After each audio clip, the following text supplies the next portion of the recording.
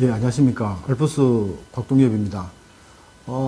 오늘은 좀 급하게 좀 시간을 내어서 지금 제가 들고 있는 제가 새로 개발한 그 발 자세 측정 기구 KFPA 요 기구에 대한 사용 설명을 좀 해드리려고 합니다. 이게 지금 출시가 된 지 며칠이 안 됐는데 사용법에 대해서 여러 곳에서 문의가 많아서 오늘은 좀 급하게 지금 촬영을 하고 있는 중입니다. 그래서 일단은 요 기구에 대한 여러 가지 나머지 복잡한 부분들에 대해서는 일단 생략하고요. 일단 오늘은 요 측정 기구에 대한 사용법에 대해서만 간략하게 설명드리도록 하겠습니다. 요 기구에 대한 사용 설명을 하기 앞서 먼저 이렇게 그림을 한 개 보여드리면 결국은 지금 요 보시는 바와 같이 요 왼쪽 제가 지금 가리키고 있는 이쪽 발 그리고 이쪽 발 오른발입니다. 그죠? 오른발을 후면에서 보고 있는 그림인데 결국은 측정하고자 하는 값은 요쪽은 보면 복사뼈와 힐면이 수평되지 않습니까? 거의 수평됩니다. 거의 수평이고 요쪽에 있는 그림은 힐면은 닿고 외측 복사뼈, 바깥쪽 복사뼈와 요 파란색 블록 간에는 일정한 디스턴스, 거리가 있습니다. 그거에 대해서 측정을 하는 것입니다. 그래서 앞서도 말씀드렸지만 이 갭, 디스턴스에 대한 여러 가지 설명들은 추후적으로 설명을 드리거나 논의해야 될 부분은 많지만 그런 부분들은 다 차치하고 이 기구에 대한 사용법에 대해서만 설명드리겠습니다. 그래서 결국은 우리가 측정하고자 하는 것은 요 발의 외측 복사뼈가 닿았을 때 여기 복사뼈와 여기 파란색 블록까지의 거리라고 보시면 됩니다. 그래서 요거를 좀 더 정밀하게 언제 어디서 누가 검사를 해도 항상 일정하게 그 값이 나오기 위해서는 이런 방법으로 하시면 된다는 것을 설명드린 것입니다.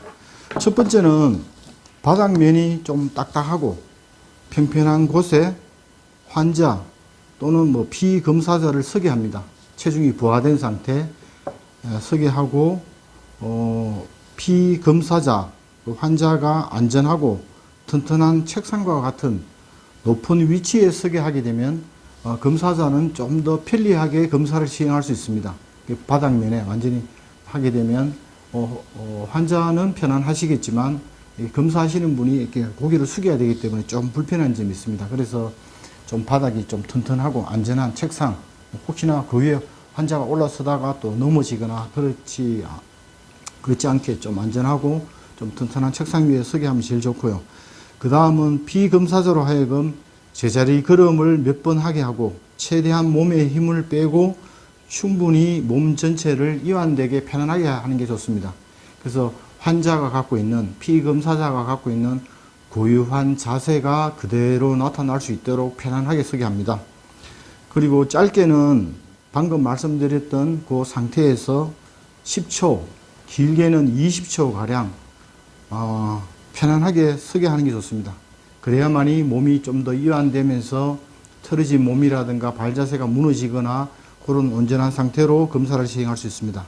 네 번째는 검사자의 바깥쪽 복사뼈의 가장 돌출된 부위, 제가 발뼈를 갖고 있는데 안쪽은 여기 내측 복사뼈, 외측 복사뼈가 있지 않습니까? 외측 복사뼈에 사인펜 같은 거로 요 돌출된 바깥쪽 복사뼈의 가장 돌출된 부위에 이렇게 마킹을 하는 것도 괜찮습니다.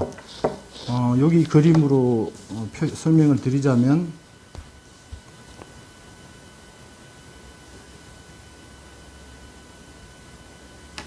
지금 방금 다시 제가 표시를 했는데요. 바깥쪽 복사뼈에 잘 보이실지 모르겠지만 사인펜 같은 것들로 이렇게 표시를 하는 것도 괜찮습니다.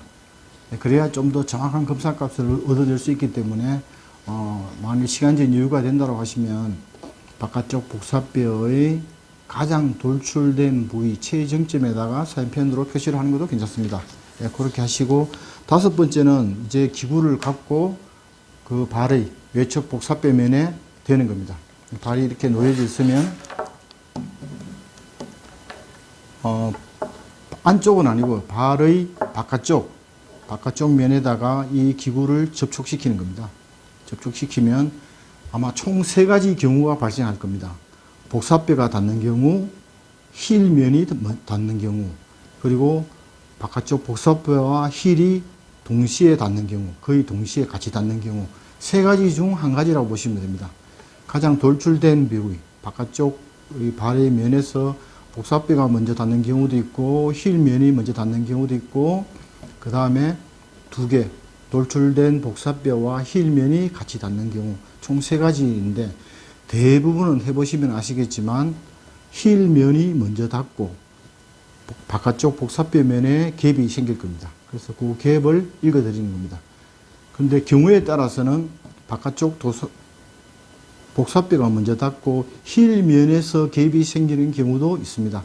그래서 다시 말씀드리면 대부분은 검사를 해보시면 이런 경우가 대부분일 거고요. 드물게는 복사뼈가 닿고 힐면에서 갭이 생기는 경우도 있습니다. 그래서 뭐 그런 경우, 그 다음에 말씀드렸지만 동시에 닿는 경우. 그래서 이 그림은 실제로 이게 이제 정상적인 발의 포지션이고요. 위치고, 요거는 쓰러진 발의 상태입니다.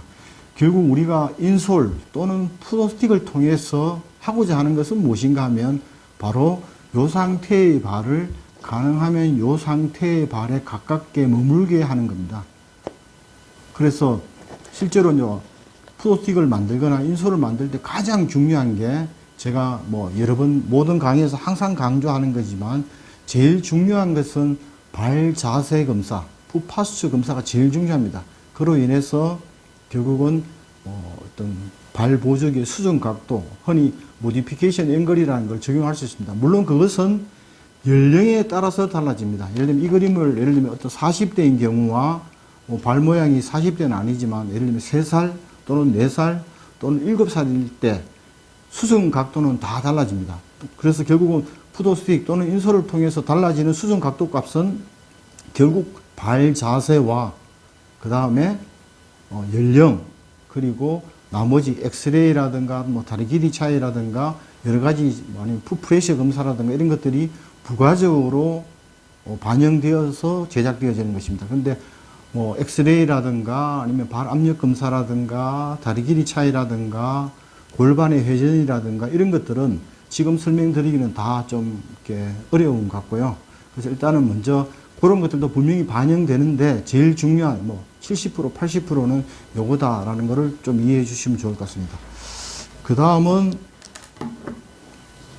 발의 크기에 따라서 발이 큰 성인도 있고 뭐 소아 어린이도 있지 않습니까? 그러면 이런 것들을 분리합니다. 복사뼈의 바깥쪽 복사뼈의 높이, 결국 바깥쪽 복사뼈의 높이에 따라서 본체만 갖고 검사를 해야 되는 경우도 있고요.